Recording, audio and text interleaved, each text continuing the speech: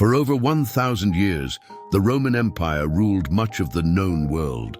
It built roads, laws, cities, and armies that shaped human civilization forever. But Rome did not fall in a single night. There was no final battle, no single enemy. Instead, the greatest empire in history collapsed slowly from both the inside and the outside. So how did the Roman Empire fall, and what lessons can it still teach us today? At its height, around the year 117 AD, Rome controlled vast lands, from Britain in the north to North Africa in the south, from Spain in the west to the Middle East in the east.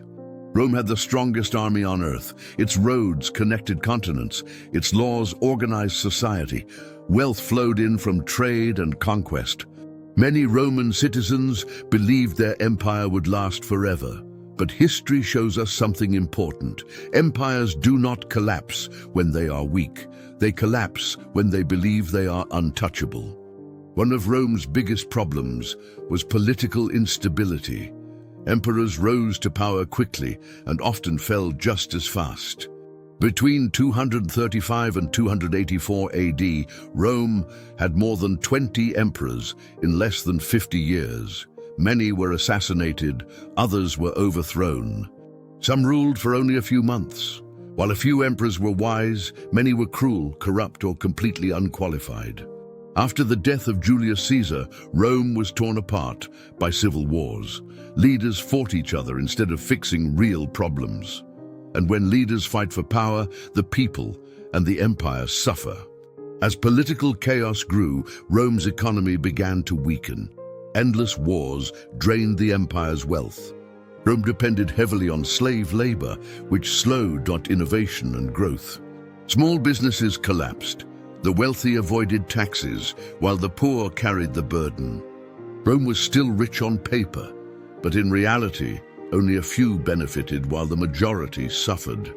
Rome's army was once unbeatable, but over time its strength declined. Fewer Roman citizens were willing to serve as soldiers. Those who did serve were often underpaid and poorly treated. Morale dropped, loyalty faded. To defend its massive borders, Rome began hiring foreign mercenaries. Many of these soldiers fought only for money, not for Rome itself. Some even switched sides when it benefited them. Maintaining such a large army drained Rome's resources, and an empire that cannot defend itself cannot survive for long. As Rome weakened from within, its enemies grew bolder. Germanic tribes, such as the Visigoths and Vandals, pushed into Roman territory. In the year 410 AD, the unthinkable happened. Rome itself was invaded and looted by the Visigoths. The city that once ruled the world was no longer safe. Around the same time, Attila the Hun terrorized Europe. His invasions pushed refugees into Roman lands, creating even more chaos.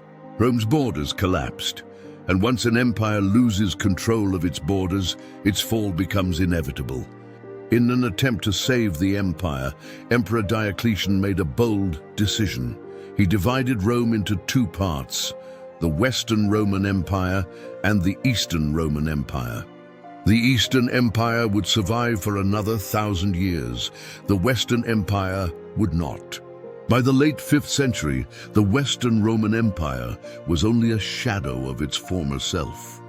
In the year 476 AD, a Germanic leader named Odoacer removed the last Roman emperor of the West. There was no great battle, no dramatic speech, no final stand. Rome simply stopped being Rome. The Western Roman Empire had officially collapsed. Rome's fall is more than ancient history. It offers powerful lessons for the modern world. Great nations fall when corruption replaces responsibility. When leaders ignore their people, trust disappears. When unity is lost, strength fades.